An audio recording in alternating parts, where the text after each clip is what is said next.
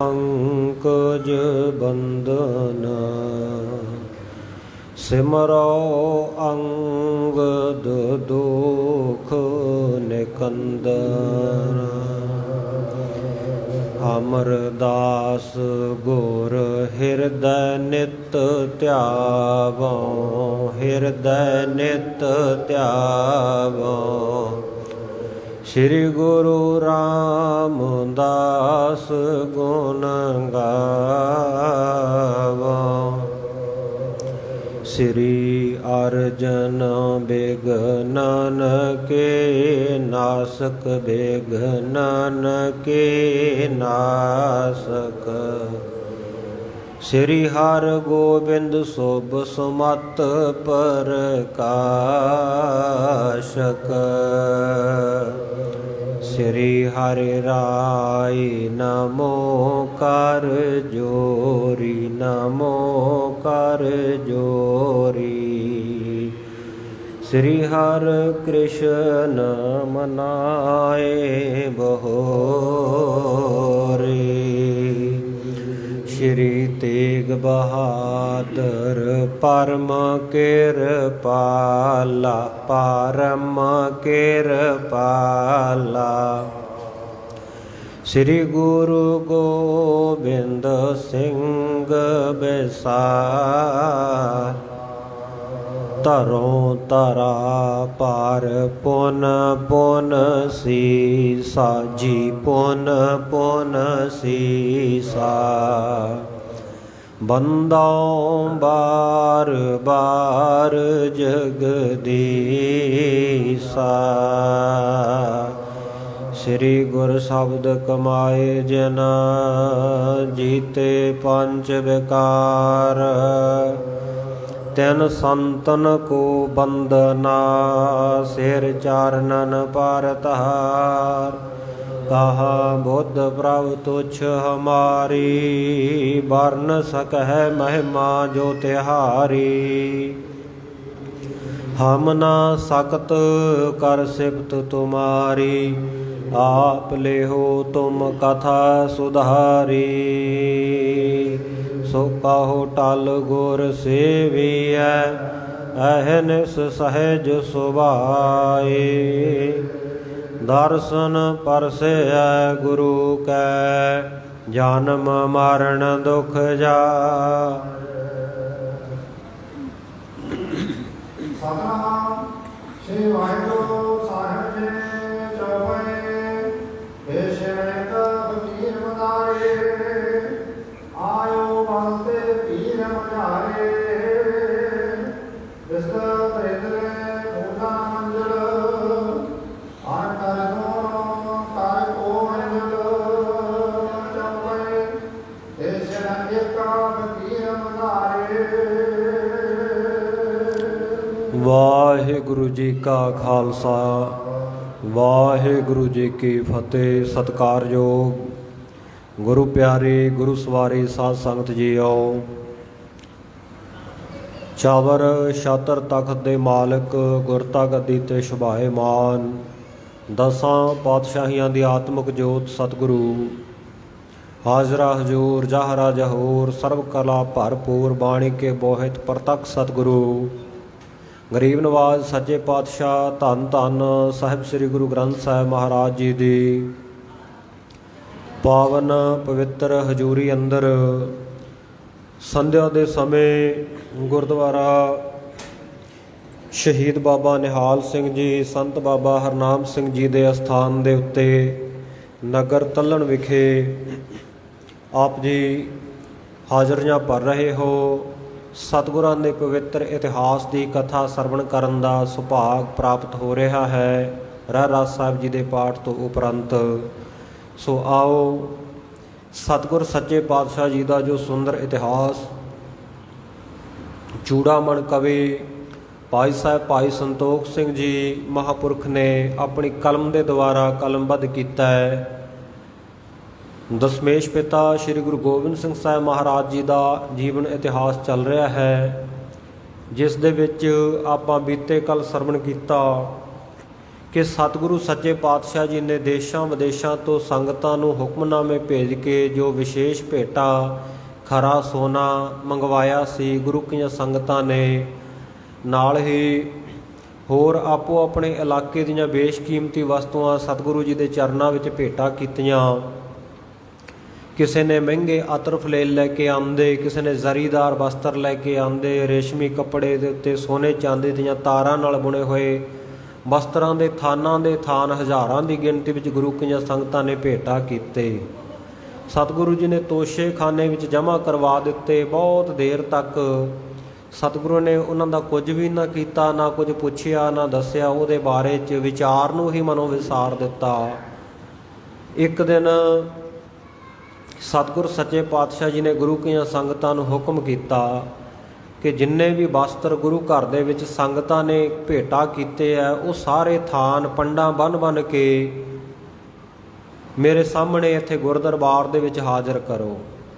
ਜਦੋਂ ਬਹੁਤ ਮਹਿੰਗੇ ਮਹਿੰਗੇ ਕੀਮਤੀ ਜਰੀ ਬਾਦਲੇ ਦੇ ਕੱਪੜਿਆਂ ਦੇ ਥਾਨ, ਰੇਸ਼ਮੀ ਕੱਪੜਿਆਂ ਦੇ ਥਾਨ, ਢਾਕੇ ਦੀ ਮਲਮਲ ਇਤਿਆਦਿਕ ਬਹੁਤ ਜਿਹੜੇ ਕੀਮਤੀ ਵਸਤਰ ਸਨ, ਸੋਨੇ ਚਾਂਦੀ ਦੀਆਂ ਜਿਨ੍ਹਾਂ ਦੇ ਉੱਤੇ ਫੁੱਲ ਬੂਟੀਆਂ ਪਾ ਕੇ ਡਿਜ਼ਾਈਨ ਕੀਤਾ ਹੋਇਆ ਸੀ, ਬੜਾ ਸੁੰਦਰ ਮੀਨਾਕਾਰੀ ਕੀਤੀ ਹੋਈ ਸੀ। ਸੋ ਉਹ ਚੰਗੀ ਕਢਾਈ ਵਾਲੇ ਚੰਗੇ ਬਹੁਤ ਮਹਿੰਗੇ ਜਿਹੜੇ ਜ਼ਰੀਦਾਰ ਵਸਤਰ ਸਨ ਸਤਿਗੁਰਾਂ ਨੇ ਅੱਗੇ ਰਖਵਾ ਲਏ। ਅਤੇ ਫਿਰ ਜੋ ਬਹੁਤ ਮਹਿੰਗੇ ਆਤਰ ਫਲੇਲ ਸੰਗਤਾਂ ਨੇ ਭੇਟਾ ਕੀਤੇ ਸਨ ਉਹ ਵੀ ਮੰਗਵਾ ਲਏ। ਅਤੇ ਇਸ ਤਰ੍ਹਾਂ ਸਤਿਗੁਰ ਸੱਚੇ ਪਾਤਸ਼ਾਹ ਜੀ ਨੇ ਹੁਕਮ ਕੀਤਾ ਕਿ ਇਹ ਸਾਰੇ ਆਤਰ ਫਲੇਲ ਇਹਨਾਂ ਕੱਪੜਿਆਂ ਦੇ ਥਾਨਾਂ ਦੇ ਉੱਤੇ, ਵਸਤਰਾਂ ਦੇ ਥਾਨਾਂ ਦੇ ਉੱਤੇ ਛਿੜਕਾ ਕਰ ਦਿੱਤਾ ਜਾਵੇ। ਗੁਰੂ ਕੀਆਂ ਸੰਗਤਾਂ ਨੇ ਸਤ ਵਚਨ ਕਹਿ ਕੇ ਉਹਨਾਂ ਵਸਤਰਾਂ ਦੇ ਉੱਤੇ ਅਤਰ ਫਲੇਲ, ਸੈਂਟ ਵਗੈਰਾ ਜਿਹੜਾ ਹੈਗਾ ਸੀ, ਸੁਗੰਧ ਜਾਂ ਉਹਨਾਂ ਦਾ ਛਿੜਕਾ ਕਰ ਦਿੱਤਾ। ਫਿਰ ਸਤਿਗੁਰ ਸੱਚੇ ਪਾਤਸ਼ਾਹ ਜੀ ਨੇ ਅਜੀਬ ਕੌਤਕ ਵਰਤਾਇਆ। ਕਹਿੰਦੇ ਭਾਈ ਹੁਣ ਚੰਡਾ ਲਾ ਕੇ ਇਹਨਾਂ ਸਾਰਿਆਂ ਨੂੰ ਅਗਨ ਭੇਟ ਕਰ ਦੇਵੋ। ਗੁਰੂ ਕੀਆਂ ਸੰਗਤਾਂ ਥੋੜ੍ਹੀਆਂ ਹੈਰਾਨ ਹੋਈਆਂ, ਪਰ ਸਤਿਗੁਰਾਂ ਦਾ ਹੁਕਮ ਮੰਨ ਕੇ ਉਹਨਾਂ ਨੂੰ ਅਗਨ ਭੇਟ ਕਰ ਦਿੱਤਾ ਗਿਆ। ਅਗਨ ਭੇਟ ਹੋਣ ਤੋਂ ਬਾਅਦ ਜੋ ਉਹਨਾਂ ਦੀ ਰਾਖ, ਉਹਨਾਂ ਦੀ ਭਸਮ ਸੁਆਹ ਬਾਕੀ ਬਚੀ, ਉਹਦੇ ਵਿੱਚ ਸੋਨੇ ਅਤੇ ਚਾਂਦੀ ਦੀਆਂ ਜਿਹੜੀਆਂ ਤਾਰਾਂ ਸਨ, ਸੋਨੇ ਅਤੇ ਚਾਂਦੀ ਦੇ ਢੇਰ ਲੱਗ ਗਏ।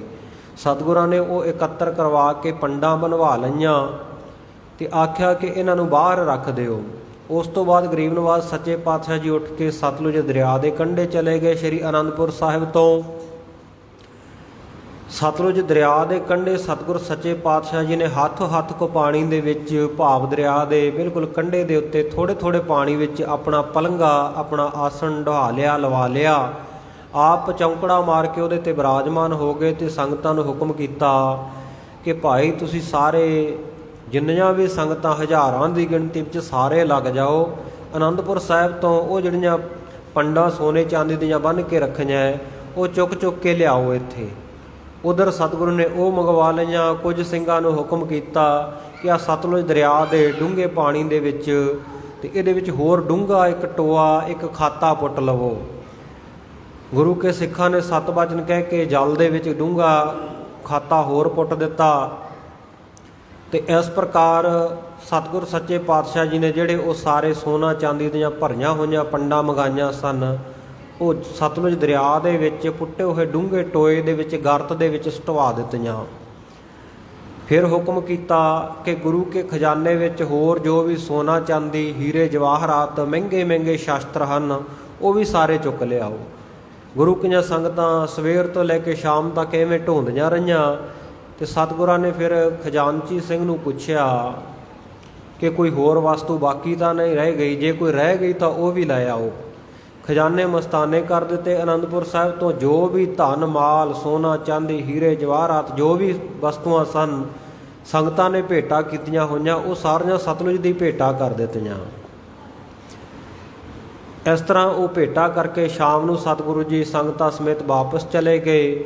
ਪਹਾੜੀ ਰਾਜਿਆਂ ਦੇ ਸੂਹੀਏ ਨੇ ਪਹਾੜੀਆਂ ਨੂੰ ਦੱਸ ਦਿੱਤਾ ਕਿ ਸਤਿਗੁਰੂ ਜੀ ਨੇ ਬੇਅੰਤ ਖਜ਼ਾਨਾ ਸਤਲੁਜ ਨਦੀ ਦੇ ਵਿੱਚ, ਦਰਿਆ ਦੇ ਵਿੱਚ ਅਤੇ ਇੱਕ ਟੋਆ ਪੁੱਟ ਕੇ ਉੱਥੇ ਦਬਾ ਦਿੱਤਾ ਹੈ। ਅਤੇ ਉਹਨਾਂ ਨੇ ਲਾਲਚ ਦੇ ਵਿੱਚ ਆ ਕੇ ਰਾਤ ਨੂੰ ਆਪਣੀਆਂ ਫੌਜਾਂ ਲੈ ਕੇ ਉੱਥੇ ਪਹੁੰਚ ਗਏ। ਸਾਰੀ ਰਾਤ ਲੱਭਦੇ ਰਹੇ, ਜਗ੍ਹਾ ਜਗ੍ਹਾ ਤੋਂ ਟੋਏ ਪੁੱਟੇ ਉਹਨਾਂ ਨੇ, ਪਰ ਉਹਨਾਂ ਦੇ ਹੱਥ ਕੁਝ ਵੀ ਨਹੀਂ ਲੱਗਾ। ਨਿਰਾਸ਼ੇ ਹੋ ਕੇ ਸਵੇਰ ਵੇਲੇ ਨੂੰ ਵਾਪਸ ਪਰਤ ਗਏ। ਸੋ ਸਤਿਗੁਰ ਸੱਚੇ ਪਾਤਸ਼ਾਹ ਜੀ ਨੂੰ ਜਦੋਂ ਗੁਰੂ ਕੇ ਸਿੱਖਾਂ ਨੇ ਇਹ ਗੱਲ ਦੱਸੀ, ਸਵੇਰ ਵੇਲੇ ਜਾ ਕੇ ਉੱਥੇ ਦੇਖਿਆ ਕਿ ਬਹੁਤ ਸਾਰੀਆਂ ਪੈੜਾਂ ਲੋਕਾਂ ਦੀਆਂ ਪਈਆਂ, ਥਾਂ ਥਾਂ 'ਤੇ ਮਿੱਟੀ ਪੁੱਟੀ ਹੋਈ ਹੈ, ਟੋਏ ਖੋਦੇ ਹੋਏ ਹੈ।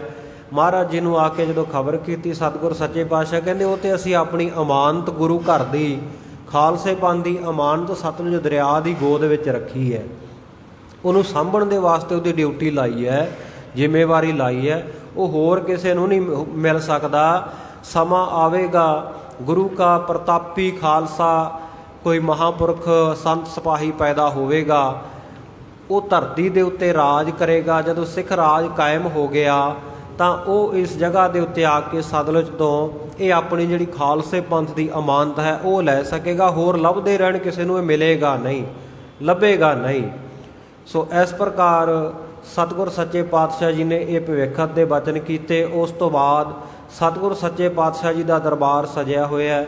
ਸਜੇ ਹੋਏ ਦਰਬਾਰ ਦੇ ਵਿੱਚ, ਦੀਵਾਨ ਦੇ ਵਿੱਚ ਬੇਅੰਤ ਗੁਰੂ ਕੀਆਂ ਸੰਗਤਾਂ ਪਹੁੰਚ ਰਹੀਆਂ ਤੇ ਅਰਦਾਸੀਏ ਮੇਵੜੇ ਸਿੱਖ ਨੇ ਆ ਕੇ ਸਤਿਗੁਰ ਸੱਚੇ ਪਾਤਸ਼ਾਹ ਜੀ ਨੂੰ ਦੱਸਿਆ ਕਿ ਮਹਾਰਾਜ ਸੱਚੇ ਪਾਤਸ਼ਾਹ ਜੀ ਬਹੁਤ ਸਾਰੀਆਂ ਸਿੱਖ ਸੰਗਤਾਂ, ਹਜ਼ਾਰਾਂ ਦੀ ਗਿਣਤੀ ਦੇ ਵਿੱਚ, ਲੱਖਾਂ ਦੀ ਗਿਣਤੀ ਵਿੱਚ ਸੰਗਤਾਂ ਪਹੁੰਚੀਆਂ ਆਪ ਜੀ ਦੇ ਦਰਸ਼ਨਾਂ ਦੀ ਇੱਛਾ ਲੈ ਕੇ। ਸਤਿਗੁਰਾਂ ਨੇ ਆਖਿਆ ਦਰਬਾਰ ਵਿੱਚ ਤਿਆਰੀ ਕਰੋ।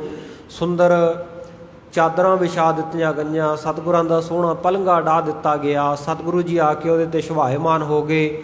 ਜਦੋਂ ਸੰਗਤਾਂ ਨੂੰ ਪਤਾ ਲੱਗਿਆ ਕਿ ਸਤਿਗੁਰੂ ਜੀ ਗੁਰਦਰਬਾਰ ਵਿੱਚ ਆ ਕੇ ਜੁੜ ਬੈਠੇ ਹੈ ਤੇ ਬੇਅੰਤ ਸੰਗਤਾਂ ਧਾ ਕੇ ਹੁਮਾ ਕੇ ਇੱਕ ਦੂਜੇ ਤੋਂ ਅੱਗੇ ਹੁੰਦੇ ਹੋਏ ਗੁਰੂ ਕੇ ਦਰਸ਼ਨ ਦੀਦਾਰੇ ਕਰ ਰਹੇ ਆ। ਗਰਮੀ ਦੀ ਰੁੱਤ ਹੈ, ਪਸੀਨਾ ਚੋ ਰਿਹਾ ਸਾਰਿਆਂ ਦੇ ਸਰੀਰਾਂ ਦੇ ਵਿੱਚੋਂ। ਤੇ ਕੁਝ ਕੁ ਗੁਰੂ ਕੇ ਸਿੱਖ ਜਿਹੜੇ ਜਰੀ ਦੇ ਗੋਟੇ ਦੇ ਬਣੇ ਹੋਏ ਜਿਹੜੇ ਪੱਖੇ ਹੈ ਉਹਨਾਂ ਨੂੰ ਝੱਲਣ ਦੀ ਸੇਵਾ ਸੰਗਤ ਵਿੱਚ ਕਰ ਰਹੇ ਹੈ। ਇੱਧਰ ਚੌਰ ਬਰਦਾਰ ਬੜੀ ਚੰਚਲਤਾ ਦੇ ਨਾਲ, ਬੜੀ ਤੇਜ਼ ਸਤਿਗੁਰਾਂ ਦੇ ਸੀਸ ਦੇ ਉੱਤੇ ਚੌਰ ਸਾਹਿਬ ਦੀ ਸੇਵਾ ਕਰ ਰਿਹਾ ਹੈ। ਇਸ ਪ੍ਰਕਾਰ ਹੋਰ ਬੇਅੰਤ ਸੰਗਤਾਂ ਆ ਰਹੀਆਂ ਤੇ ਉਸ ਵੇਲੇ ਸਤਿਗੁਰੂ ਜੀ ਦੇ ਦਰਸ਼ਨ ਦੀਦਾਰੇ ਕਰਨ ਵਾਲੀਆਂ ਇਹਨਾਂ ਸੰਗਤਾਂ ਦੇ ਵਿੱਚ ਇੱਕ ਫਕੀਰ, ਇੱਕ ਸਾਧੂ ਮਹਾਤਮਾ ਵੀ ਪਹੁੰਚਿਆ। ਇੱਥੋਂ ਤੱਕ ਆਪਾਂ ਕੱਲ੍ਹ ਦਾ ਇਤਿਹਾਸ ਸਰਵਣ ਕੀਤਾ ਸੀ। ਆਓ ਰਹਿੰਦਾ ਪ੍ਰਸੰਗ ਜਿਵੇਂ ਭਾਈ ਸੰਤੋਖ ਸਿੰਘ ਜੀ ਲਿਖ ਰਹੇ ਆ, ਆਪਾਂ ਬੜੇ ਪਿਆਰ ਦੇ ਨਾਲ ਸਰਵਣ ਕਰੀਏ ਜੀ। ਸਤਨਾਮ ਸ੍ਰੀ ਵਾਹਿਗੁਰੂ ਸਾਹਿਬ ਜੀ ਚੌਪਈ ਦੇਸ਼ਨ ਇੱਕ ਫਕੀਰ ਮਦਾਰੇ। ਉਸ ਵੇਲੇ ਸਤਿਗੁਰ ਸੱਚੇ ਪਾਤਸ਼ਾਹ ਜੀ ਦੇ ਚਰਨਾਂ ਦੇ ਵਿੱਚ ਇੱਕ ਫਕੀਰ ਵੀ ਆ ਕੇ ਪਹੁੰਚਿਆ, ਜਿੱਥੇ ਹੋਰ ਬੇਅੰਤ ਸੰਗਤਾਂ ਸਨ। ਸੰਗਤਾਂ ਦਾ ਬੜਾ ਭਾਰੀ ਇਕੱਠ ਸੀ, ਬਹੁਤ ਭੀੜ ਸੀ ਤੇ ਇਸ ਭੀੜ ਦੇ ਵਿੱਚ ਇੱਕ ਫਕੀਰ ਸਤਿਗੁਰ ਸੱਚੇ ਪਾਤਸ਼ਾਹ ਜੀ ਦੇ ਦਰਸ਼ਨ ਕਰਨ ਪਹੁੰਚਿਆ, ਜਿਹੜਾ ਮੰਦਾਰ ਭੇਖ ਦਾ ਫਕੀਰ ਹੈ। ਕਨੌਜ ਦੇ ਵਿੱਚ ਇਹਨਾਂ ਫਕੀਰਾਂ ਦੀ ਇਹ ਸੰਪਰਦਾ ਚੱਲਦੀ ਹੈ, ਮੰਦਾਰ ਨਾਮੇ ਫਕੀਰ ਦੀ। ਸੋ ਉਸ ਸੰਪਰਦਾ ਦਾ ਅਗਾਂਹ ਇਹ ਫਕੀਰ ਸੀ। ਇਹ ਮੰਦਾਰੀ ਫਕੀਰ, ਮੰਦਾਰ ਸੰਪਰਦਾ ਦਾ ਫਕੀਰ ਪਹੁੰਚਿਆ। ਹਾਂ, ਕਿਉਂਕਿ ਭੀੜ ਬਹੁਤ ਸੀ, ਸੰਗਤ ਬਹੁਤ ਜ਼ਿਆਦਾ ਸੀ। ਉਹ ਭੀੜ ਦੇ ਵਿੱਚੋਂ ਬੜੇ ਬਲ ਦੇ ਨਾਲ, ਬੜੇ ਜ਼ੋਰ ਦੇ ਨਾਲ ਧੱਕਾ ਮੁੱਕੀ ਹੁੰਦਾ ਹੋਇਆ ਇਹ ਫਕੀਰ ਅੱਗੇ ਆਇਆ।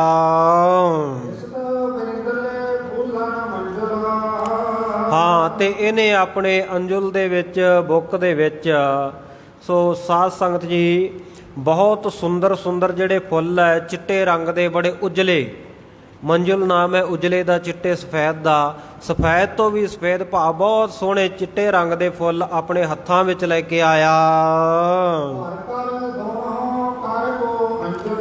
ਹਾਂ, ਤੇ ਦੋਵੇਂ ਹੱਥਾਂ ਦਾ ਅੰਜੁਲ ਬਣਾ ਕੇ, ਬੁੱਕ ਬਣਾ ਕੇ ਤੇ ਭਰ ਕੇ ਉੱਪਰ ਤੱਕ ਇਹਨੇ ਹੱਥ ਵਿੱਚ ਫੁੱਲ ਫੜੇ ਹੋਏ ਹਨ। ਹਾਂ, ਇਸ ਪ੍ਰਕਾਰ ਸੰਗਤਾਂ ਦੀ ਭੀੜ ਨੂੰ ਚੀਰਦਾ ਹੋਇਆ ਦੋਵੇਂ ਹੱਥਾਂ ਵਿੱਚ ਚਿੱਟੇ ਰੰਗ ਦੇ ਉਜਲੇ ਫੁੱਲ ਲੈ ਕੇ ਸਤਿਗੁਰੂ ਜੀ ਦੇ ਹਜ਼ੂਰ ਆ ਹਾਜ਼ਰ ਹੋਇਆ। ਹਾਂ, ਜਿਹਦੇ ਤਨ ਦੇ ਉੱਤੇ ਜਿਹੜਾ ਮੁੜਕਾ ਹੈ, ਪਸੀਨਾ ਹੈ, ਬਹੁਤ ਭਰਪੂਰ ਮਾਤਰਾ ਵਿੱਚ, ਭਾਵ ਬਹੁਤ ਸਾਰਾ ਪਸੀਨਾ ਇਹਦੇ ਸਰੀਰ ਤੇ ਚੱਲ ਰਿਹਾ ਹੈ।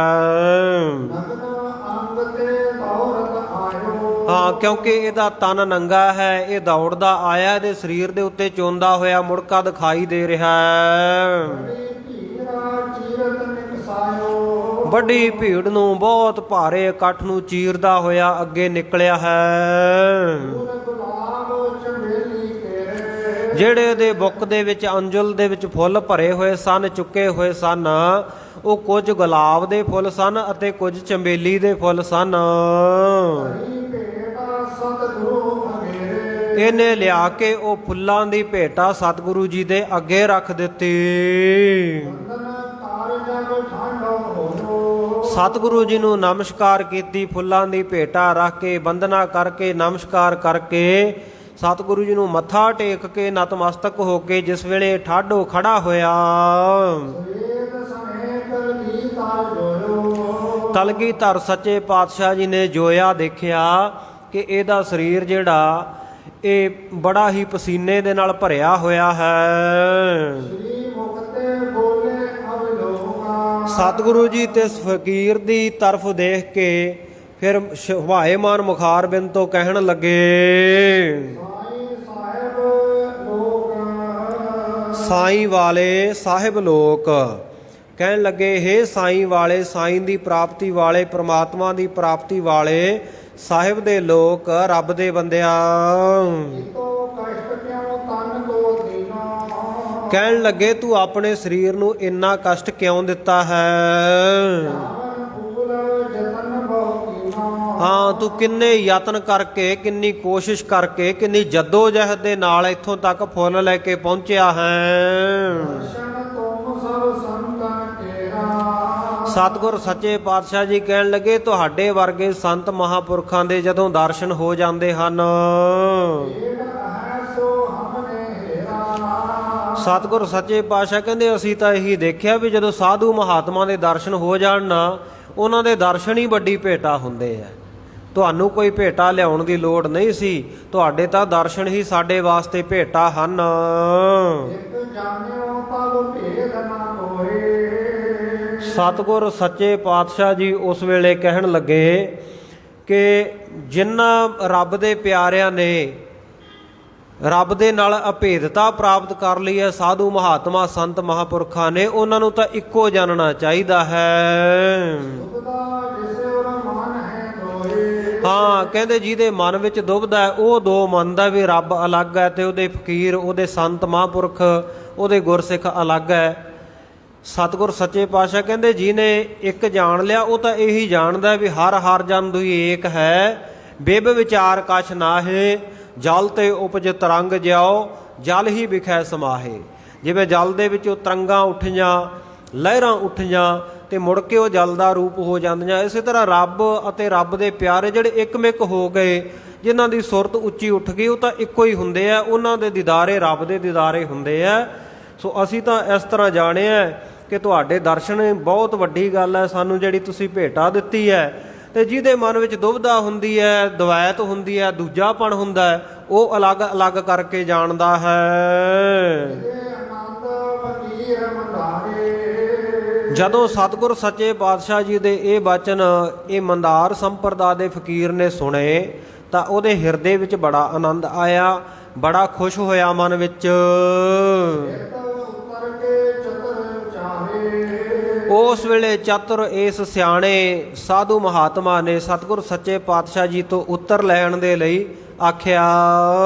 ਦਸਤ ਜੋ ਖਾਲੀ ਰੂਹ ਸੋ ਸਿਆਣਾ। ਕਹਿਣ ਲੱਗਾ, ਮਹਾਰਾਜ ਦਸਤ ਜੋ ਖਾਲੀ, ਦਸਤ ਨਾਮ ਹੈ ਹੱਥਾਂ ਦਾ, ਜਿਹੜੇ ਖਾਲੀ ਹੱਥ ਆ ਨਾ ਗੁਰੂ ਚਰਨਾਂ ਦੇ ਵਿੱਚ ਲੈ ਕੇ ਆਉਣਾ। ਖਾਲੀ ਹੱਥ ਜਿਹੜਾ ਬੰਦਾ ਆਉਂਦਾ ਹੈ, ਕਹਿੰਦੇ ਰੂਹ ਸੋ ਸਿਆਹ, ਉਹਦੀ ਰੂਹ ਤਾਂ ਕਹਿੰਦੇ ਕਾਲੀ ਹੈ, ਉਹਦਾ ਮਨ ਮੈਲਾ ਹੈ।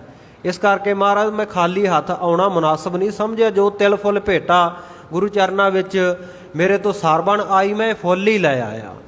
ਕਿਉਂਕਿ ਮੈਂ ਸੁਣਿਆ, ਕਿਉਂਕਿ ਧਰਮ ਗ੍ਰੰਥਾਂ ਦਾ ਵੀ ਗੁਰੂ ਪਿਆਰਿਓ ਇਹ ਬਚਨ ਹੈ, ਰਿਕਤ ਪਾਨ ਨਹੀਂ ਪਰਸੀ ਹੈ, ਭੂਪ ਭਿਖਕ ਗੁਰਦੇਵ, ਫਲ ਦੀਏ ਫਲ ਪਾਈਐ, ਫਲੈ ਨਾ ਫਲ ਬਿਨ ਸੇਵ। ਗੁਰੂ ਮਹਾਰਾਜ ਜੀ ਦੇ ਚਰਨਾਂ ਵਿੱਚ ਜਾਣਾ ਹੋਵੇ, ਰਾਜੇ ਕੋਲੇ ਜਾਣਾ ਹੋਵੇ, ਵੈਦ ਕੋਲੇ ਜਾਣਾ ਹੋਵੇ ਤੇ ਭਿਖਾਰੀ ਦੇ ਕੋਲ ਜਾਣਾ ਹੋਵੇ, ਖਾਲੀ ਹੱਥ ਨਹੀਂ ਜਾਈਦਾ। ਉਹਨਾਂ ਨੂੰ ਕੁਝ ਨਾ ਕੁਝ ਭੇਟਾ ਕਰੀਦਾ, ਉਹਨਾਂ ਨੂੰ ਕੁਝ ਨਾ ਕੁਝ ਅਰਪਣ ਕਰੀਦਾ।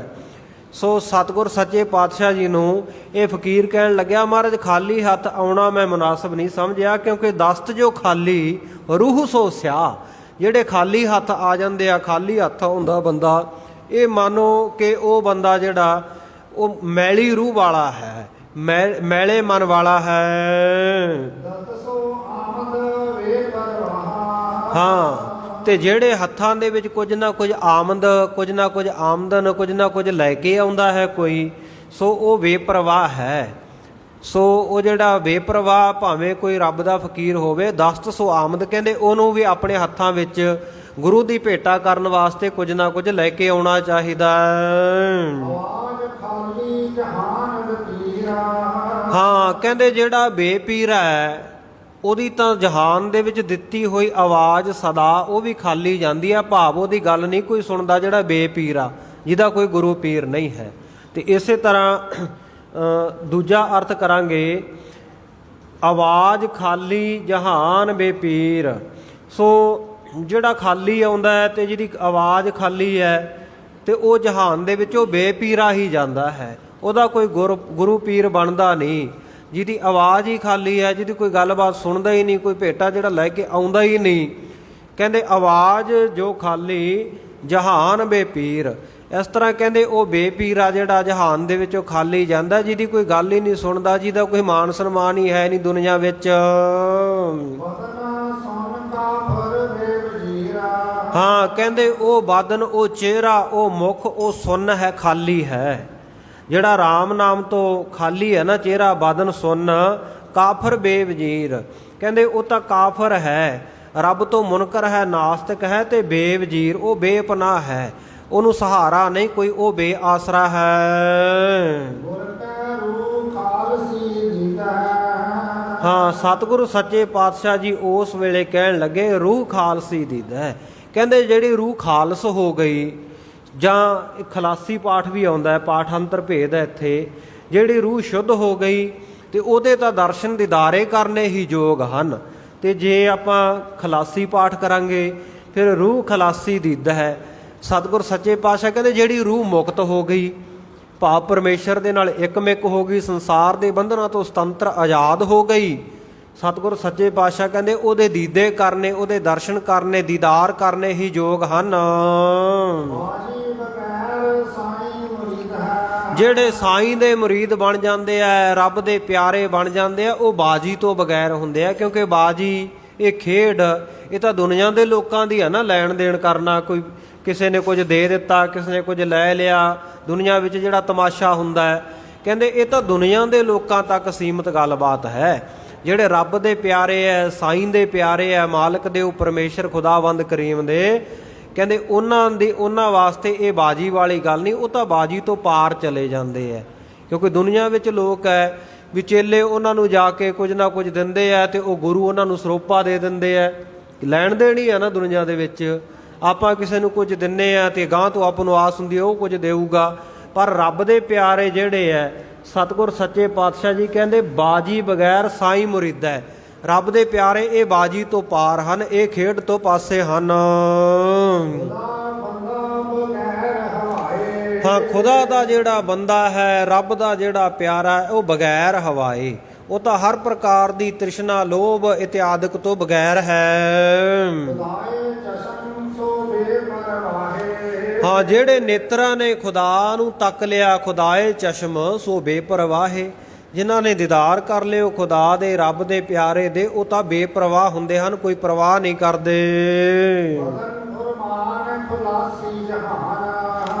ਹਾਂ, ਤੇ ਉਹਨਾਂ ਦੇ ਬਦਨ ਤੋਂ, ਉਹਨਾਂ ਦੇ ਮੁਖਾਰਬਿੰਦ ਤੋਂ ਜਿਹੜਾ ਫਰਮਾਨ ਹੁੰਦਾ, ਕੋਈ ਬਚਨ ਹੁੰਦਾ, ਉਹ ਜਹਾਨ ਦੀ ਖਲਾਸੀ ਕਰਨ ਵਾਲਾ ਹੁੰਦਾ ਹੈ, ਸੰਸਾਰ ਨੂੰ ਮੁਕਤ ਕਰਨ ਵਾਲੇ ਬਚਨ ਹੁੰਦੇ ਹਨ ਉਹਨਾਂ ਮਹਾਂਪੁਰਖਾਂ ਦੇ। ਐਸੇ ਜਿਹੜੇ ਬੰਦਗੀਦਾਰ ਹੈ, ਬੰਦੇ ਬੰਦਗੀ ਇਖਤਿਆਰ, ਸਾਹਿਬ ਰੋਸ ਧਰੋ ਕੇ ਪਿਆਰ, ਜਿਨ੍ਹਾਂ ਨੇ ਉਹ ਪਰਮੇਸ਼ਰ ਦੀ ਬੰਦਗੀ ਕੀਤੀ ਹੈ, ਬੰਦੋ ਹੋਏ ਸੋ ਬੰਦਗੀ ਗਹਿ, ਸੇਖ ਫਰੀਦਾ ਖੈਰ ਦੀਜੈ ਬੰਦਗੀ, ਜਿਹੜੇ ਬੰਦਗੀ ਦੇ ਨਾਲ ਜੁੜ ਗਏ, ਸੋ ਉਹ ਰੱਬ ਦੇ ਪਿਆਰਿਆਂ ਨੂੰ ਸਤਿਗੁਰ ਸੱਚੇ ਪਾਤਸ਼ਾਹ ਜੀ ਕਹਿੰਦੇ ਦਰਗਾਹ ਦੇ ਵਿੱਚ ਵੀ ਪ੍ਰਮਾਣਿਕਤਾ ਮਿਲ ਜਾਂਦੀ ਹੈ। ਬੰਦਗੀਦਾਰ ਦਰਗਹਿ ਪ੍ਰਵਾਨ, ਜਿਹੜੇ ਬੰਦਗੀਦਾਰ ਗੁਰੂ ਦੇ ਪਿਆਰੇ ਹਨ, ਪਰਮੇਸ਼ਰ ਦੇ ਪਿਆਰੇ, ਸੋ ਉਹ ਤਾਂ ਦਰਗਾਹ ਦੇ ਵਿੱਚ ਵੀ ਪ੍ਰਵਾਨੇ ਜਾਂਦੇ ਹਨ। ਸਤਿਗੁਰ ਸੱਚੇ ਪਾਤਸ਼ਾਹ ਜੀ ਦੇ ਉਪਰੋਕਤ ਬਚਨਾਂ ਨੂੰ ਸੁਣ ਕਰਕੇ ਤੇ ਇਹ ਫਕੀਰ ਜਿਹੜਾ ਸੀ ਮੰਦਾਰ ਭੇਖ ਦਾ, ਬੜਾ ਖੁਸ਼ ਹੋਇਆ। ਉਸ ਵੇਲੇ ਇਹ ਜਿਹੜਾ ਦਰਵੇਸ਼ ਦਾ ਅਰਥ ਹੈ ਗੁਰਮੁਖ ਪਿਆਰਿਓ ਜਿਹੜਾ ਪਰਮਾਤਮਾ ਦੇ ਦਰ ਦੇ ਵਿੱਚ ਪ੍ਰਵੇਸ਼ ਹੋ ਗਿਆ, ਪਰਮਾਤਮਾ ਦੇ ਦਰ ਤੇ ਜਿਹੜਾ ਪਹੁੰਚ ਗਿਆ ਉਹਨੂੰ ਕਹਿੰਦੇ ਆ ਦਰਵੇਸ਼। ਸੋ ਇਹ ਜਿਹੜਾ ਦਰਵੇਸ਼ ਸੀ ਰੱਬ ਤੱਕ ਜੀ ਦੀ ਪਹੁੰਚ ਸੀ। ਸਤਿਗੁਰਾਂ ਦੇ ਸੁੰਦਰ ਬਚਨ ਸੁਣ ਕੇ ਖੁਸ਼ ਹੋ ਕੇ ਕਹਿਣ ਲੱਗਾ, ਕਹਿੰਦਾ ਮਹਾਰਾਜ ਸੱਚੇ ਪਾਤਸ਼ਾਹ ਆਪ ਜੀ ਦੇ ਦੀਦਾਰ ਹੋ ਗਏ, ਆਪ ਜੀ ਦੇ ਚਰਨਾਂ ਵਿੱਚ ਆ ਫੁੱਲ ਭੇਟ ਕਰਕੇ ਆਪ ਜੀ ਦੇ ਦਰਸ਼ਨ ਕਰਕੇ ਮੈਂ ਤਾਂ ਇਹ ਗੱਲ ਮੰਨ ਗਿਆ ਕਿ ਮੇਰੀ ਤਾਂ ਮੱਕੇ ਦੀ ਜ਼ਿਆਰਤ ਹੋ ਗਈ, ਮੱਕੇ ਦੀ ਯਾਤਰਾ ਹੋ ਗਈ ਹੈ। ਕਿਉਂਕਿ ਮੁਸਲਮਾਨਾਂ ਦੇ ਵਿੱਚ, ਇਸਲਾਮ ਧਰਮ ਦੇ ਵਿੱਚ ਜਿਹੜਾ ਕੋਈ 5 ਵਕਤ ਦਾ ਨਮਾਜ਼ੀ ਮੱਕੇ ਦੀ ਹੱਜ ਕਰ ਲਵੇ, ਯਾਤਰਾ ਕਰ ਲਵੇ, ਫਿਰ ਉਹਨੂੰ ਮੰਨਿਆ ਜਾਂਦਾ ਹੈ ਕਿ ਇਹ ਹੁਣ ਮੁਕਤ ਹੋ ਗਿਆ, ਇਹ ਬੰਦ ਖਲਾਸ ਹੋ ਗਿਆ। ਕਹਿੰਦਾ ਮਹਾਰਾਜ ਹੁਣ ਮੈਨੂੰ ਤਾਂ ਇਉਂ ਲੱਗਦਾ ਵੀ ਆਪ ਜੀ ਦੇ ਦਰਸ਼ਨ ਕਰ ਲਏ ਤੇ ਮੇਰਾ ਮੱਕੇ ਦਾ ਹੱਜ ਕਰਨਾ ਹੀ ਸਫਲਾ ਹੋ ਗਿਆ, ਓਨਾ ਮਹਾਤਮ ਫਲ ਮੈਨੂੰ ਮਿਲ ਗਿਆ। ਤੇ ਮਹਾਰਾਜ ਸੱਚੇ ਪਾਤਸ਼ਾਹ ਅੱਜ ਦਾ ਜਿਹੜਾ ਦਿਨ ਹੈ, ਅੱਜ ਦਾ ਜਿਹੜਾ ਰੋਜ਼ ਆ ਨਾ, ਇਹ ਮੈਨੂੰ ਇਉਂ ਲੱਗਦਾ ਹੈ ਵੀ ਮੇਰਾ ਤਾਂ ਪੁੰਨਾਂ ਦੇ ਸਹਿਤ ਹੋ ਗਿਆ, ਫਲੀਭੂਤ ਹੋ ਗਿਆ ਅੱਜ ਦਾ ਦਿਨ। ਤੇ ਆਪ ਸ਼ੁਭ ਜਾਨੀ ਮਹਾਰਾਜ ਸੱਚੇ ਪਾਤਸ਼ਾਹ ਆਪ ਜੀ ਦੇ ਸ਼ੁਭ ਦਰਸ਼ਨ ਕਰਕੇ ਤੇ ਮੈਨੂੰ ਲੱਗਦਾ ਮੇਰਾ ਦਿਨ ਅੱਜ ਦਾ ਬੜਾ ਚੰਗਾ ਹੈ, ਸ਼ੁਭ ਹੈ, ਇਹ ਜਾਣਿਆ ਹੈ।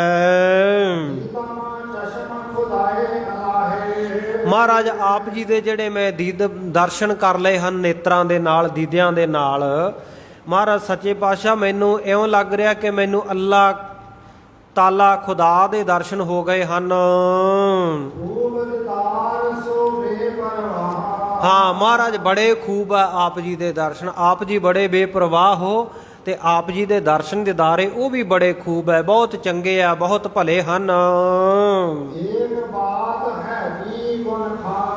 ਹਾਂ ਮਹਾਰਾਜ ਸੱਚੇ ਪਾਤਸ਼ਾਹ ਜੀ ਮੇਰੇ ਮਨ ਦੇ ਵਿੱਚ ਇੱਕ ਹੋਰ ਵੀ ਗੱਲ ਹੈਗੀ, ਇੱਕ ਹੋਰ ਵੀ ਵਿਚਾਰ ਮੇਰੇ ਮਨ ਵਿੱਚ ਆਈ ਹੈ। ਹੇ ਗੁਣਾਂ ਦੇ ਖਜ਼ਾਨੇ ਮਹਾਰਾਜ ਸੱਚੇ ਪਾਤਸ਼ਾਹ ਜੀ ਮੈਂ ਦੇਖਿਆ ਕਿ ਆਪ ਜੀ ਇਸ ਜਹਾਨ ਵਿੱਚ, ਸੰਸਾਰ ਦੇ ਵਿੱਚ ਸੱਚੇ ਗੁਰੂ ਹੋ।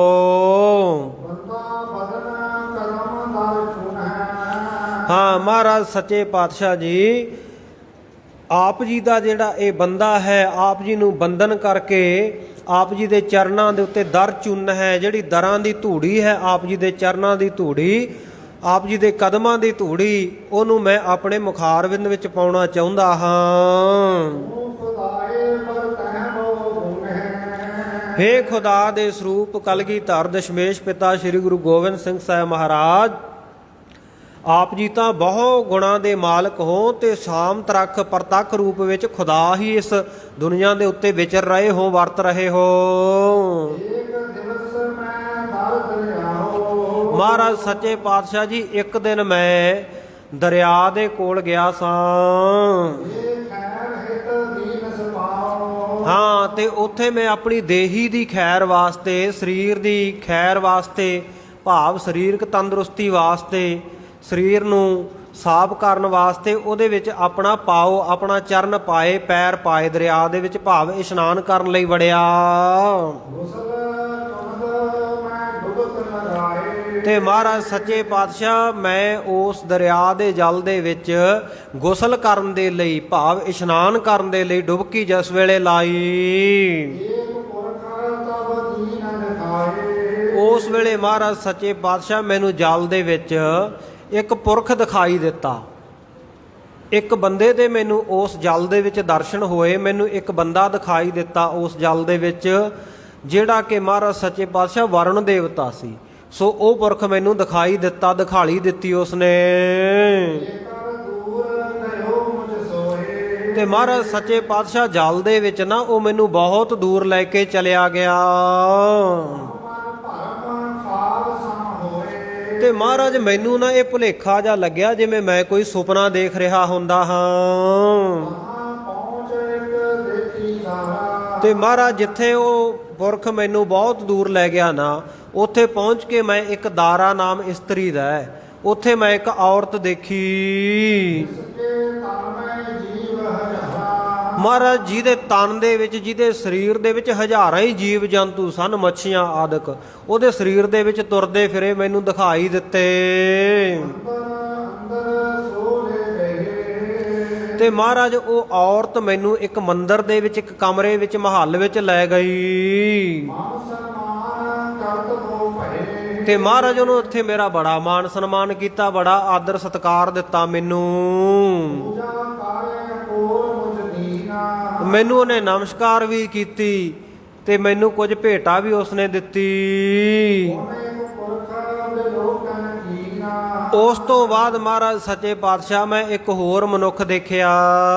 ਉਹ ਬਾਹੂ ਬਹੁ ਬਦਨ ਸੁਹੇਲੇ। ਉਹਦੀਆਂ ਬਹੁਤ ਸਾਰੀਆਂ ਬਾਹਾਂ ਸਨ ਤੇ ਬਹੁਤ ਸਾਰੇ ਉਹਦੇ ਮੁਖ ਸਨ, ਸੁਹੇਲੇ ਸੁੱਖ ਦੇਣ ਵਾਲੇ। ਨਾਗ ਲਪੇਟੇ ਮਨੋ ਸੁਪੇਲੇ। ਤੇ ਉਹਦਾ ਸਰੂਪ ਕੁਝ ਇਸ ਤਰ੍ਹਾਂ ਦਾ ਸੀ ਮਹਾਰਾਜ ਸੱਚੇ ਪਾਤਸ਼ਾਹ, ਜਿਵੇਂ ਸਪੇਲੇ, ਕਿਸੇ ਸਪੇਰੇ ਨੇ ਨਾਗ ਲਪੇਟੇ ਹੁੰਦੇ ਆ ਨਾ ਉਹਦੇ ਆਲੇ ਦੁਆਲੇ, ਇਸ ਤਰ੍ਹਾਂ ਦਾ ਉਹਦਾ ਰੂਪ ਸੀ। ਮੋਹੇ ਸੰਗ ਬੋਲਿਓ ਸੁਖ ਸਾਏ। ਤੇ ਮਹਾਰਾਜ ਸੱਚੇ ਪਾਤਸ਼ਾਹ ਉਹਨੇ ਜਿਹੜਾ ਮੈਨੂੰ ਬਚਨ ਕੀਤਾ ਨਾ, ਮੇਰੇ ਸੰਗੋਂ ਬੋਲਿਆ, ਮੈਨੂੰ ਉਹਨੇ ਆਖਿਆ ਕਿ ਸੁਖ ਸਾਈ ਹੈ, ਸਾਈਂ ਦੇ ਲੋਕਾਂ ਸੁਖ ਸਾਂਦ ਹੈ। ਮੁਝ ਤੇ ਕਛੂ ਨਾ ਜਾਣਿਓ ਜਾਏ। ਮਹਾਰਾਜ ਸੱਚੇ ਪਾਤਸ਼ਾਹ ਜਦੋਂ ਉਸ ਸਰੀਰ ਨੇ ਮੇਰੇ ਤੋਂ ਸੁਖ ਸਾਂਦ ਪੁੱਛੀ ਤਾਂ ਮੇਰੇ ਤੋਂ ਕੁਝ ਜਾਣਿਆ ਨਾ ਗਿਆ, ਮੈਨੂੰ ਕੁਝ ਸਮਝ ਨਾ ਲੱਗੀ। ਕਹਿਓ ਤਵੈ ਮੈਂ ਨਹੀਂ ਪਛਾਨੋ। ਤੇ ਉਸ ਵੇਲੇ ਮੈਂ ਤਾਂ ਫਿਰ ਇਹ ਕਹਿ ਦਿੱਤਾ ਕਿ ਮੈਂ ਤੁਹਾਨੂੰ ਪਛਾਣਿਆ ਨਹੀਂ ਹੈ। ਉਹ ਤੂੰ ਕੈਸੇ ਕਰਤ ਬਖਾਨੋ। ਹਾਂ, ਕਿ ਤੂੰ ਕੌਣ ਹੈ, ਮੈਂ ਤੈਨੂੰ ਪਛਾਣਿਆ ਨਹੀਂ ਵੀ ਤੂੰ ਕੌਣ ਹੈ। ਕੈਸੇ ਕਰਤ ਬਖਾਨੋ, ਵੀ ਤੂੰ ਕਿਵੇਂ ਮੈਨੂੰ ਪੁੱਛ ਰਿਹਾ ਵੀ ਸੁਖ ਸਾਂਦ ਹੈ, ਠੀਕ ਠਾਕ ਹੈ, ਤੂੰ ਕਿਵੇਂ ਮੇਰੀ ਸੁਖ ਸਾਂਦ ਪੁੱਛ ਰਿਹਾ ਹੈ। ਇਸ ਕਰਕੇ ਕਹਿਣ ਲੱਗੇ ਕਿ ਮੈਂ ਤੈਨੂੰ ਪਛਾਣਿਆ ਨਹੀਂ, ਤੂੰ ਕੌਣ ਹੈ।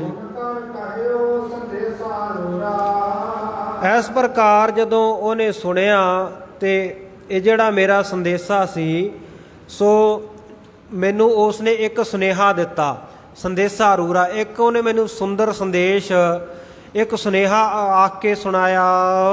ਦਸਵੇਂ ਪਾਤਸ਼ਾਹੋ ਗੁਰ ਪੂਰਾ। ਕਹਿਣ ਲੱਗਾ ਕਿ ਜਿਹੜੇ 10ਵੇਂ ਪਾਤਸ਼ਾਹ ਹਨ ਨਾ, ਸ੍ਰੀ ਗੁਰੂ ਗੋਬਿੰਦ ਸਿੰਘ ਸਾਹਿਬ ਮਹਾਰਾਜ, ਉਹ ਪੂਰਨ ਗੁਰੂ ਹਨ। ਜਿਨ੍ਹਾਂ ਤੇ ਪਹੁੰਚੋ ਕਰੋ ਬਤਾਵਾ। ਤੂੰ ਮੇਰਾ ਆ ਸੁਨੇਹਾ ਲੈ ਜਾ, ਉਸ ਪੂਰਨ ਸਤਿਗੁਰੂ ਸ੍ਰੀ ਗੁਰੂ ਗੋਬਿੰਦ ਸਿੰਘ ਸਾਹਿਬ ਮਹਾਰਾਜ ਦੇ ਕੋਲ ਪਹੁੰਚ ਜਾ ਤੇ ਉੱਥੇ ਪਹੁੰਚ ਕੇ ਉਹਨਾਂ ਨੂੰ ਦੱਸ ਦੇਵੀਂ। 9 ਕਰੋੜਿਆਂ ਲਾਖ ਪਚਾਵਾ। ਹਾਂ, ਕਿ ਮੇਰੇ ਕੋਲੇ ਉਹਨਾਂ ਦੀ ਜਿਹੜੀ ਭੇਟਾ ਨਾ 9 ਕਰੋੜ ਅਤੇ 95 ਲੱਖ ਪਹੁੰਚ ਗਈ ਹੈ। ਧਰਮ ਤੁਮਾਰੋ ਅਬ ਕੋ ਕਰਿਓ। ਹਾਂ, ਜਿਹੜਾ ਮਹਾਰਾਜ ਸੱਚੇ ਪਾਤਸ਼ਾਹ ਤੁਸੀਂ ਹੁਣ ਧਨ ਧਰਿਆ ਨਾ, ਉਹ ਜਿਹੜਾ ਧਨ ਆ ਨਾ, ਉਹ ਕਹਿੰਦਾ ਮੇਰੇ ਕੋਲੇ 9 ਕਰੋੜ ਤੇ 55 ਲੱਖ, 9 ਕਰੋੜ ਅਤੇ 55, 50 ਤੋਂ 5 ਉੱਪਰ 9 ਕਰੋੜ ਅਰ ਲੱਖ 55, 9 ਕਰੋੜ ਅਤੇ 55 ਲੱਖ ਜਿਹੜਾ ਦਰਬ ਹੈ ਤੁਹਾਡਾ, ਜਿਹੜਾ ਤੁਸੀਂ ਹੁਣ ਮੇਰੇ ਵਿੱਚ ਧਰਿਆ ਹੈ, ਭਾਵ ਉਹ ਨਦੀ ਸਤਲੁਜ ਇਹ ਬਚਨ ਕਰ ਰਹੀ ਹੈ ਕਿ ਜਿਹੜਾ ਧਨ ਤੁਸੀਂ ਮੇਰੇ ਕੋਲ ਧਰਿਆ ਹੈ, ਉਹਦੀ ਗਿਣਤੀ 9 ਕਰੋੜ ਅਤੇ 55 ਲੱਖ ਹੈ। ਧਰਮ ਤੁਮਾਰੋ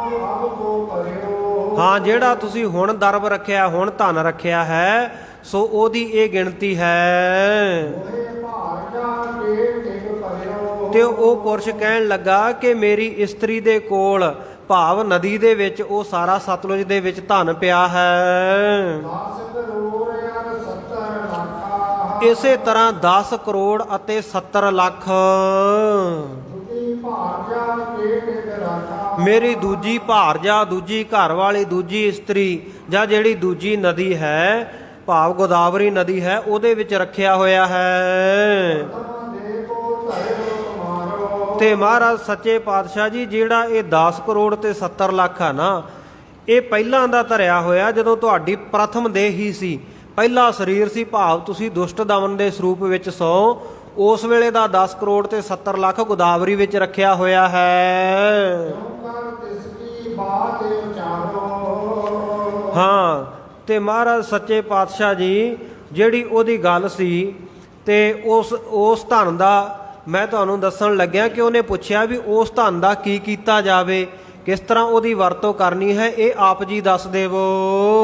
19 ਸਵਾ ਕਰੋੜ ਭਇਓ ਸਭਾ। ਤੇ ਉਸ ਨਦੀ ਨੇ, ਉਸ ਵਰਨ ਦੇਵਤਾ ਨੇ ਆਖਿਆ ਕਿ ਜਿਹੜਾ ਇਹ ਕੁੱਲ ਇਹਦਾ ਸਾਰਾ ਜੋੜ ਹੈ, ਟੋਟਲਟੀ ਹੈ ਜਿਹੜੀ ਇਹਦੀ 19 ਤੇ ਸਵਾ ਕਰੋੜ, ਭਾਵ 20 ਕਰੋੜ ਇਹ ਜਿਹੜਾ ਸਾਰਾ ਕੁੱਲ ਧਨ ਹੈ। ਵਾਦੇ ਸਹਿਤ ਲੀਜੀਐ ਸੋ ਹਵਾ। ਸੋ ਮਹਾਰਾਜ ਸੱਚੇ ਪਾਤਸ਼ਾਹ ਮੇਰੇ ਕੋਲੇ 20 ਕਰੋੜ ਜਿਹੜਾ ਤੁਹਾਡਾ ਧਨ ਪਿਆ ਹੈ ਤੇ ਵਾਧੇ ਦੇ ਸਹਿਤ ਵਿਆਜ ਦੇ ਸਮੇਤ ਉਹ ਸਾਰਾ ਮੇਰੇ ਤੋਂ ਲੈ ਲਵੋ। ਕੈ ਸਭ ਧਨ ਕੋ ਲੀਜੈ ਦੇਸ਼।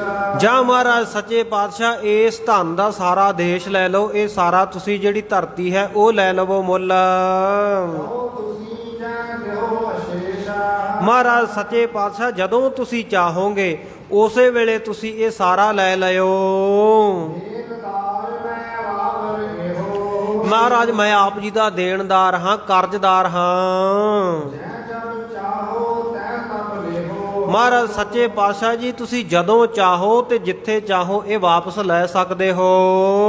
ਅਸਕਰ ਸ਼੍ਰੀ ਪ੍ਰਭ ਗ੍ਰਹ ਲਾਏ। ਹੁਣ ਉਹ ਫਕੀਰ ਦੇ ਕੋਲੋਂ ਜਦੋਂ ਇਹ ਸਾਰੇ ਬਚਨ ਵਰਨ ਦੇਵਤਾ ਦੇ ਧੰਨ ਸ਼੍ਰੀ ਗੁਰੂ ਗੋਬਿੰਦ ਸਿੰਘ ਸਾਹਿਬ ਮਹਾਰਾਜ ਸੱਚੇ ਪਾਤਸ਼ਾਹ ਜੀ ਨੇ ਸੁਣੇ ਤੇ ਸਤਿਗੁਰ ਸੱਚੇ ਪਾਤਸ਼ਾਹ ਜੀ ਮੁਖ ਤੋਂ ਥੋੜਾ ਜਿਹਾ ਹੱਸ ਕੇ ਮੁਸਕਰਾ ਕੇ ਕਹਿਣ ਲੱਗੇ, ਭਲਾ ਫਕੀਰ ਭਲਾ ਸੁਨ ਸਾਏ। ਕਹਿਣ ਲੱਗੇ ਇਹ ਸਾਈਂ ਦੇ ਲੋਕਾ ਫਕੀਰਾ ਭਲਾ ਹੈ ਚੰਗਾ ਹੈ ਚੰਗਾ ਹੈ। ਜਾਨ ਲੀਨ ਹਮ ਸਰਬ ਸੰਦੇਸ਼ਾ। ਹਾਂ ਕਹਿੰਦੇ ਜਿਹੜਾ ਤੂੰ ਸੰਦੇਸ਼ਾ ਲੈ ਕੇ ਆਇਆ, ਸੁਨੇਹਾ ਲੈ ਕੇ ਆਇਆ, ਉਹ ਅਸੀਂ ਜਾਣ ਲਿਆ ਹੈ। ਸਮਝਿਓ ਪਾਸ਼ਲ ਪ੍ਰਥਮ ਸ਼ੇਸ਼ਾ।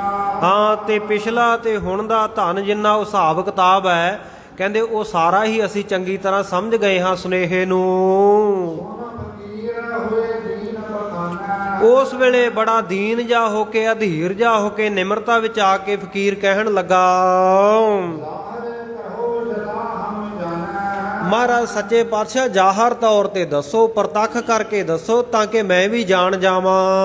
ਮਹਾਨ ਭੇਦ ਪਛਾਨਿਓ ਕੋਏ। ਮਹਾਰਾਜ ਸੱਚੇ ਪਾਤਸ਼ਾਹ ਉਹ ਵਰਨ ਦੇਵਤਾ ਨੇ ਵੀ ਜਦੋਂ ਮੈਨੂੰ ਸੁਨੇਹਾ ਦਿੱਤਾ ਸੀ ਉਦੋਂ ਵੀ ਮੈਨੂੰ ਕੋਈ ਭੇਦ ਨਹੀਂ ਲੱਗਿਆ, ਪਤਾ ਨਹੀਂ ਲੱਗਿਆ ਵੀ ਕੀ ਗੱਲਬਾਤ ਹੈ। ਆਪ ਭਾਗੀ ਰੱਖ ਕੋਏ। ਮਹਾਰਾਜ ਸੱਚੇ ਪਾਤਸ਼ਾਹ ਇੱਥੇ ਆਪ ਜੀ ਨੇ ਬਚਨ ਕੀਤੇ ਆ, ਸਮਝ ਮੈਨੂੰ ਇੱਥੇ ਵੀ ਨਹੀਂ ਲੱਗੀ ਕਿਉਂਕਿ ਆਪ ਜੀ ਨੇ ਵੀ ਗੋਈ ਇਹ ਗੁਪਤ ਜੀ ਗੱਲ ਇੱਥੇ ਕਰ ਦਿੱਤੀ ਹੈ।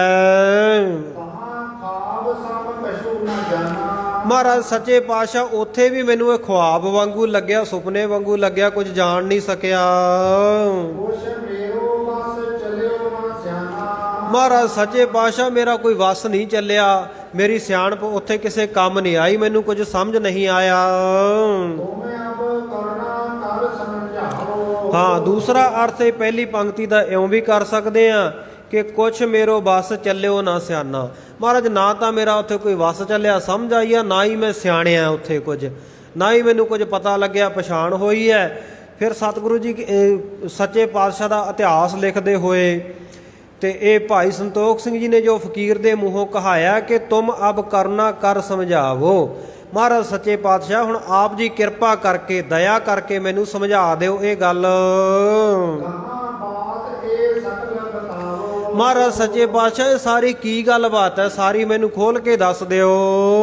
ਬਿਨੈ ਸੁਨਤ ਸਤਿਗੁਰੂ ਉਚਾਰੇ। ਉਹ ਫਕੀਰ ਦੀ ਬੇਨਤੀ ਸੁਣ ਕੇ ਉਸ ਵੇਲੇ ਕਲਗੀਧਰ ਪਾਤਸ਼ਾਹ ਸਤਿਗੁਰੂ ਦਸ਼ਮੇਸ਼ ਜੀ ਕਹਿਣ ਲੱਗੇ, ਪੁਰਖ ਉਦਲ ਸਤ ਦਰਵ ਸੋਨਾਰੇ। ਕਹਿੰਦੇ ਭਾਈ ਜਿਹੜਾ ਉਹ ਪੁਰਖ ਤੈਨੂੰ ਦਿਖਾਈ ਦਿੱਤਾ ਸੀ ਨਾ ਜਲ ਵਿੱਚ ਵੜਨ ਵੇਲੇ, ਜਲ ਵਿੱਚ ਪ੍ਰਵੇਸ਼ ਕਰਨ ਵੇਲੇ, ਕਹਿੰਦੇ ਉਦਦ ਉਹ ਸਮੁੰਦਰ ਸੀ।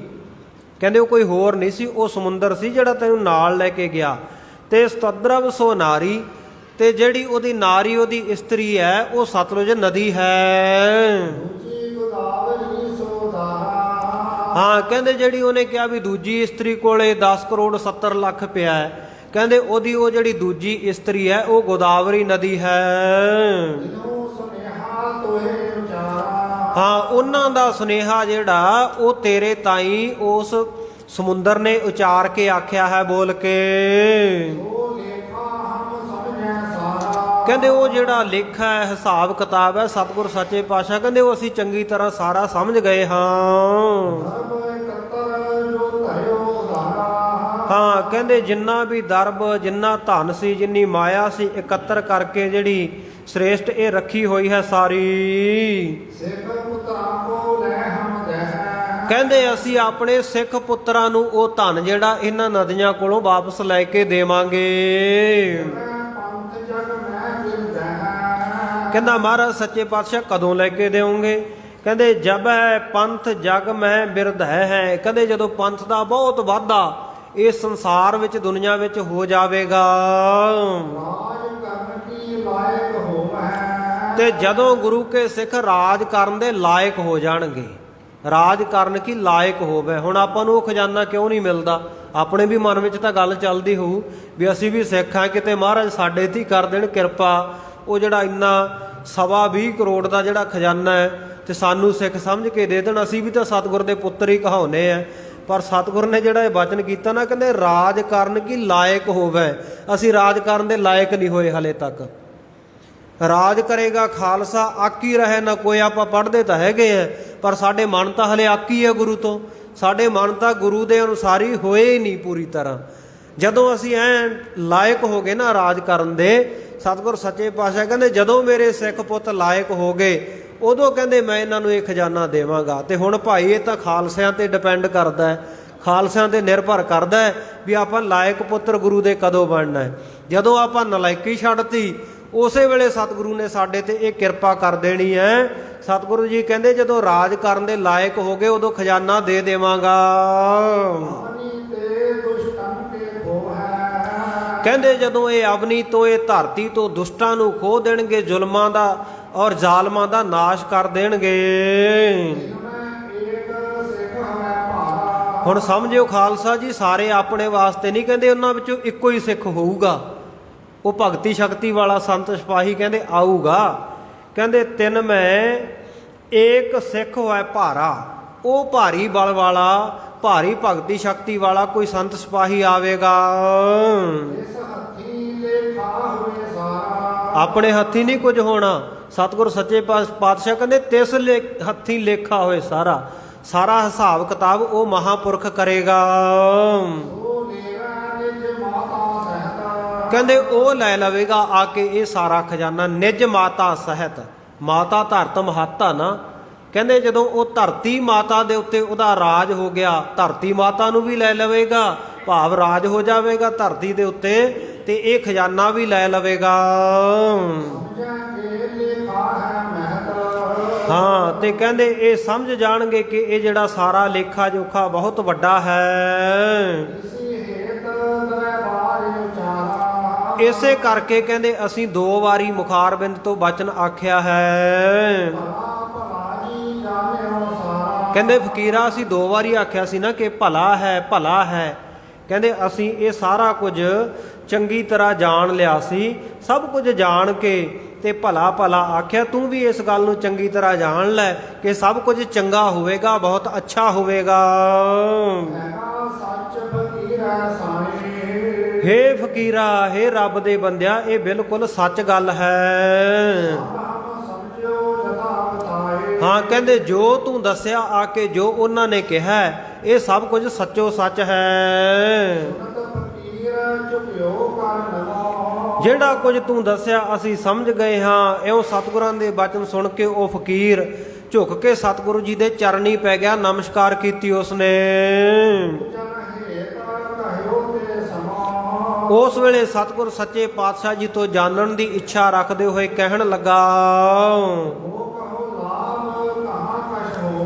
ਕਹਿੰਦਾ ਮਹਾਰਾਜ ਸੱਚੇ ਪਾਤਸ਼ਾਹ ਇਹ ਤਾਂ ਆਪ ਜੀ ਨੇ ਦੱਸ ਦਿੱਤਾ ਕਿ ਆਪ ਜੀ ਆਪਣੇ ਖਾਲਸੇ ਨੂੰ ਬਖਸ਼ੋਗੇ, ਜਿਹੜਾ ਪ੍ਰਤਾਪੀ ਸੰਤ ਸਿਪਾਹੀ ਪੈਦਾ ਹੋਵੇਗਾ, ਖਾਲਸੇ ਦਾ ਰਾਜ ਹੋਵੇਗਾ, ਖਾਲਸਾ ਰਾਜ ਕਰਨ ਦੇ ਯੋਗ ਹੋਵੇਗਾ।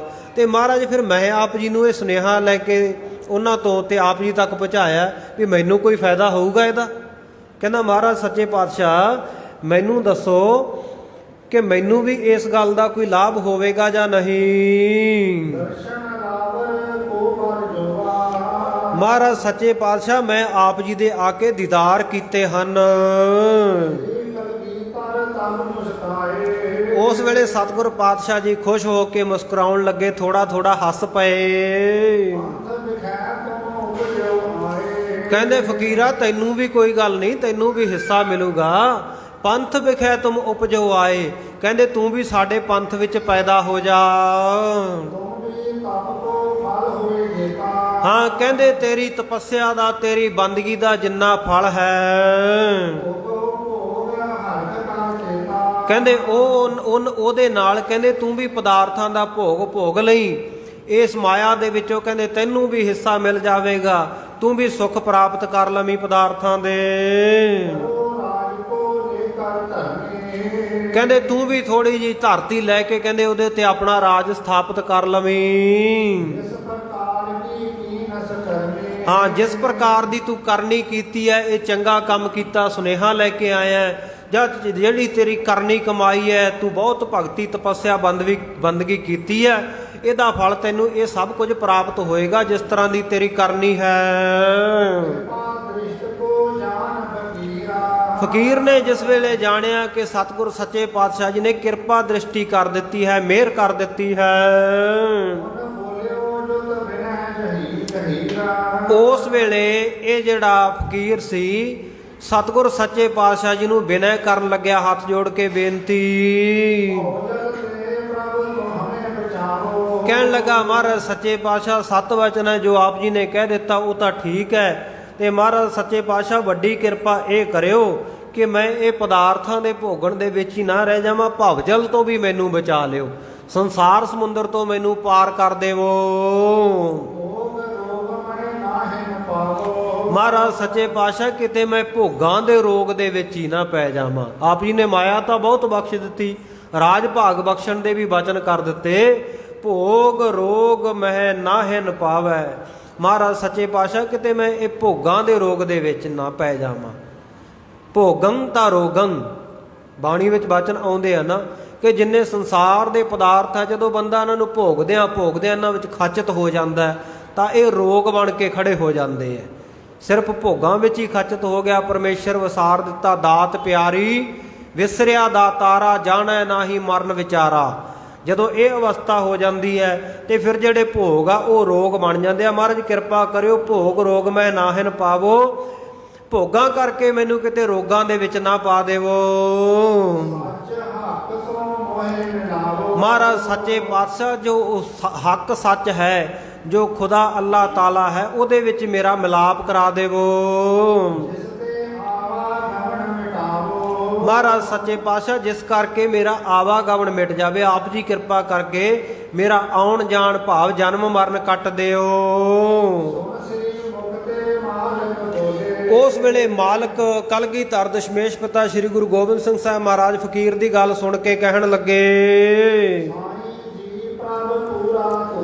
ਲੱਗੇ, ਸਾਈਂ ਜੀ ਹੇ ਫਕੀਰਾ, ਉਹ ਪਰਮਾਤਮਾ ਨਾ ਜਿਹੜਾ ਉਹ ਪਰਮੇਸ਼ਰ ਹੈ, ਉਹ ਤਾਂ ਹਮੇਸ਼ਾ ਹੀ ਪੂਰਾ ਤੋਲਦਾ, ਉਹ ਕਦੇ ਘੱਟ ਨਹੀਂ ਤੋਲਦਾ, ਕਿਸੇ ਨਾਲ ਅਨਿਆਂ ਨਹੀਂ ਕਰਦਾ, ਕਿਸੇ ਦਾ ਹੱਕ ਨਹੀਂ ਰੱਖਦਾ, ਉਹ ਤਾਂ ਹਮੇਸ਼ਾ ਹੀ ਪੂਰਾ ਤੋਲਦਾ ਹੈ।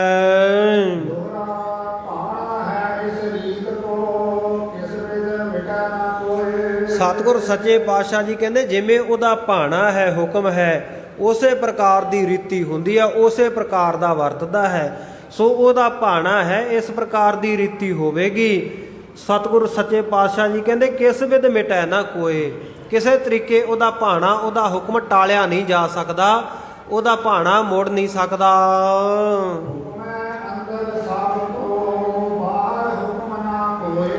ਹਾਂ, ਜਿਵੇਂ ਜਪਜੀ ਸਾਹਿਬ ਦੇ ਵਿੱਚ ਸਤਿਗੁਰ ਸੱਚੇ ਪਾਤਸ਼ਾਹ ਜੀ ਨੇ ਵਚਨ ਕੀਤੇ ਆ ਨਾ, ਸਤਿਗੁਰਾਂ ਨੇ ਗੁਰਬਾਣੀ ਦਾ ਪ੍ਰਮਾਣ ਦਿੱਤਾ ਹੈ, ਕਹਿੰਦੇ ਹੁਕਮ ਹੈ ਅੰਦਰ ਸਭ ਕੋ, ਬਾਹਰ ਹੁਕਮ ਨਾ ਕੋਏ। ਸਭ ਕੁਝ ਉਹਦੇ ਹੁਕਮ ਵਿੱਚ ਹੀ ਹੋਣਾ ਹੈ। ਜੋ ਉਹਦਾ ਹੁਕਮ ਹੈ, ਹਰ ਇੱਕ ਜੀਵ ਜੰਤੂ ਉਹਦੇ ਹੁਕਮ ਦੇ ਵਿੱਚ ਹੈ। ਕੋਈ ਆਪਣੇ ਤੌਰ ਤੇ ਜ਼ੋਰ ਲਾਵੇ ਵੀ ਮੈਂ ਉਹਦੇ ਹੁਕਮ ਤੋਂ ਬਾਹਰ ਆ, ਕਹਿੰਦੇ ਨਹੀਂ, ਉਹਦੇ ਹੁਕਮ ਤੋਂ ਬਾਹਰ ਆ ਕੋਈ ਵੀ ਨਹੀਂ ਹੈ, ਸਭ ਕੁਝ ਉਹਦੇ ਭਾਣੇ ਹੁਕਮ ਵਿੱਚ ਹੈ।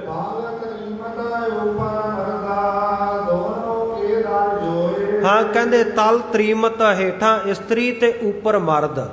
ਇਹਦਾ ਇਸ ਤੁਕ ਦਾ ਭਾਵ ਹੈ ਕਿ ਦੋਨੋਂ ਕੋ ਦਰ ਜੋਏ।